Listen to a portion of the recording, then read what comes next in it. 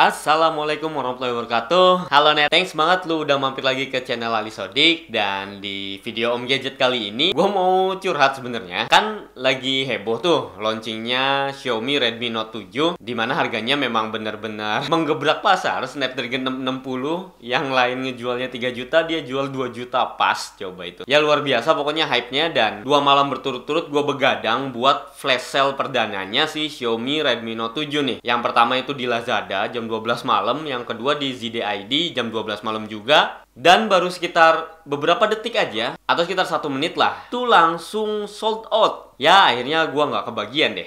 Terus cobain juga buat beli offline di Xiaomi Store. Nah katanya kan ada tuh stoknya. Dan pas gue cobain ke sana itu ya memang langsung udah habis aja barangnya. Dan walhasil nggak kebagian lagi. Oke, kesel dengan barang yang susah didapat itu. Akhirnya ya udahlah, gue coba ke counter biasa dan akhirnya gue nemuin adeknya si Redmi Note 7, yaitu Redmi 7 biasa nih. Nah, ini tuh stoknya banyak banget dan gampang didapetin. Jadi akhirnya ya udah, gue memutuskan untuk beli Redmi 7 aja. Apa sih ini bedanya sama Redmi Note 7 yang lagi happening itu? Langsung aja kita unboxing dan review sebentar si Redmi 7 ini. Tapi sebelumnya silahkan klik tombol subscribe dan klik tombol loncengnya buat support channel ini terus, dan supaya nggak ketinggalan video-video Om Gadget terbaru.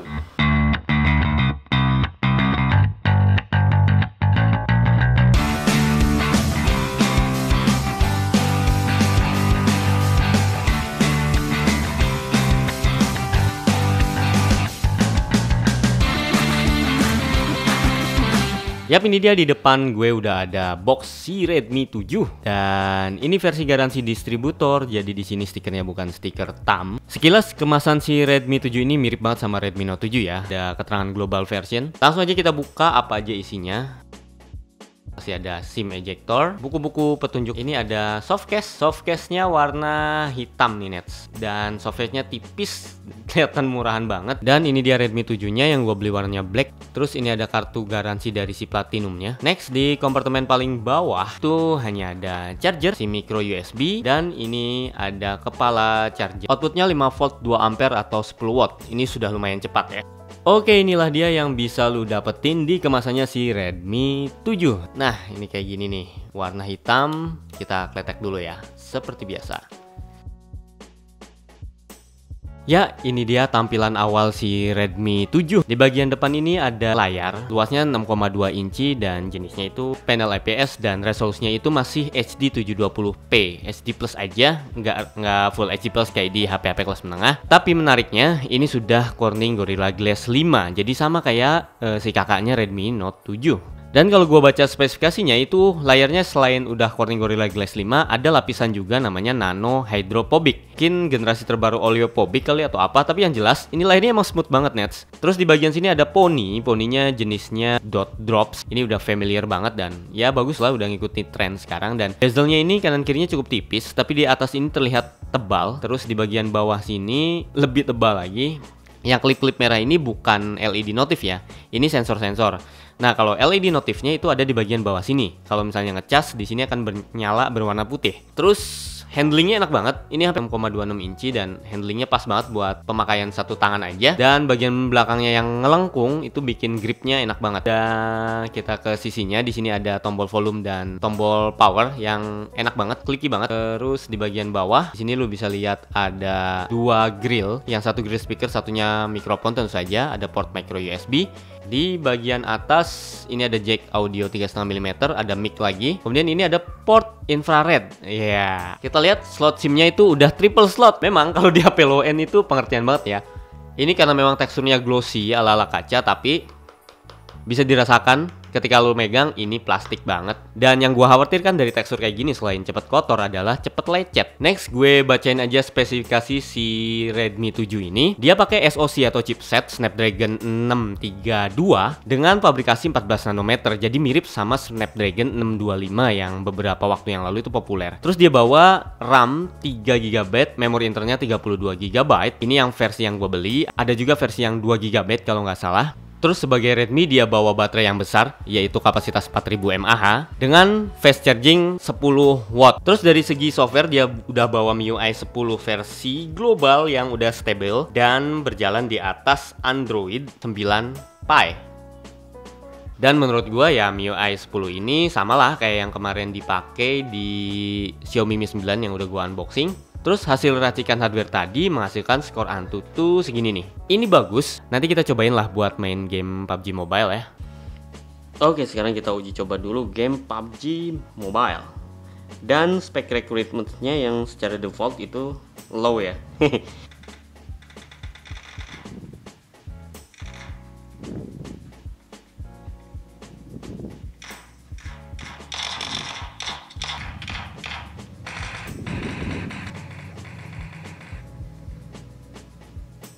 Terus tentu aja dia punya security, ada fingerprint. Kita coba ini, fingerprintnya cukup cepat.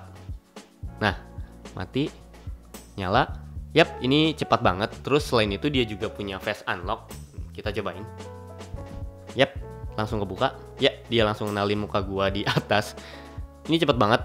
Oke, kalau untuk audio visualnya, kualitas layarnya sih kayak gini Nets. Nggak terlalu impresif, warnanya juga nggak terlalu gonjreng karena masih panel IPS biasa. Tapi viewing angle-nya udah cukup baik kan. Terus kalau untuk kualitas audionya nih, lu dengerin sendiri kayak gini.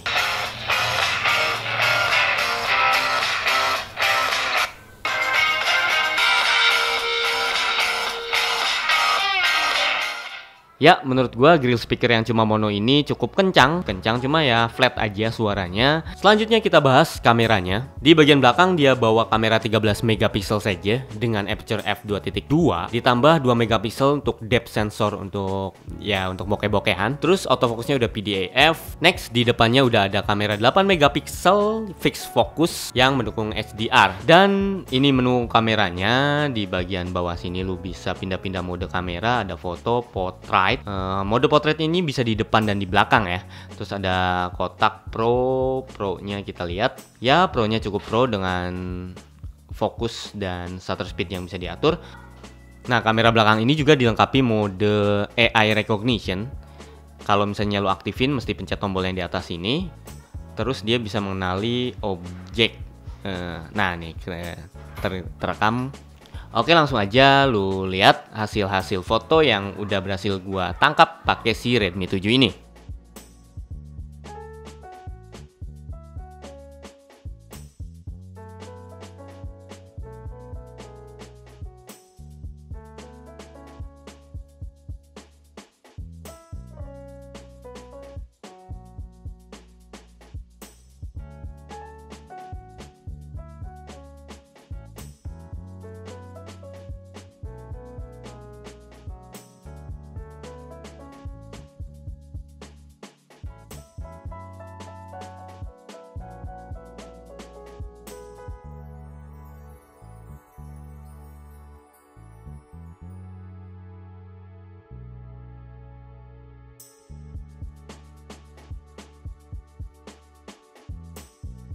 Next, untuk kualitas videonya, baik kamera depan maupun belakang itu cuma sampai Full HD 1080p di 30 frame per second. Nggak bisa merekam sampai 4K. Dan sampai sekarang gue masih belum menemukan fitur EIS. Berarti memang si Redmi 7 ini nggak ada fitur Electronic Image Stabilization atau EIS. Ya Nets, itu dia tadi tuh review singkat gua nyobain si Redmi 7 ini. Ya memang jauh banget ya. Speknya tuh jauh banget dari Redmi 7 ke Redmi Note 7. Cuma anehnya harganya nggak terpaut jauh nih. Si Redmi 7 ini dijual yang 3/32 GB yang gue punya nih, harga 1,7 jutaan. Sementara kalian tahu sendiri kalau Redmi Note 7 itu hanya dijual di Indonesia 1,9 jutaan. Dan ini gue dapetin di counter-counter itu harganya jadi sekitar 1,9 juta. Hampir sama kayak beli Redmi Note 7 gitu. Ya memang Redmi 7 ini belum resmi hadir di Indonesia. Mungkin ketika hadir di Indonesia harusnya harganya murah atau lebih murah malah dibanding yang versi di Tiongkok sana. Sama kayak Redmi Note 7 kan lebih murah dibanding negara-negara lain. Terus dari hasil uji coba singkat tadi ya si Redmi 7 ini nanggung sih menurut gua. Beberapa kelebihannya memang looknya, desainnya tampil itu kekinian banget.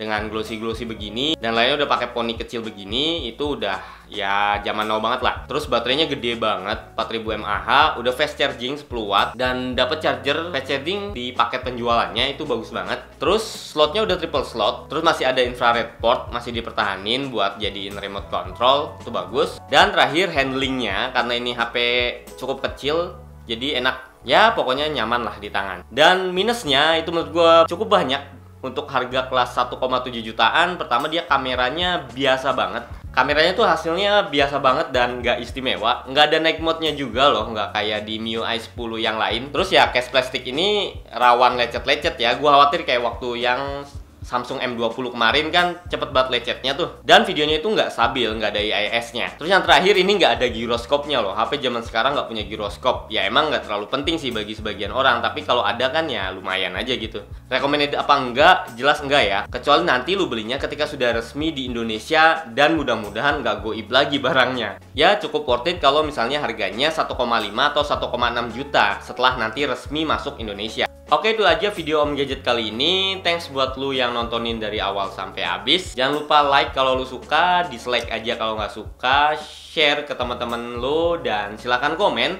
Menurut lu Redmi 7 ini lebih mending nggak sih dibanding brand-brand lain yang kelas harganya sama? Silahkan tulis di kolom komentar sekarang juga. Akhir kata gue Sodik pamit, sampai ketemu di video selanjutnya. Wassalamualaikum warahmatullahi wabarakatuh. Dadah.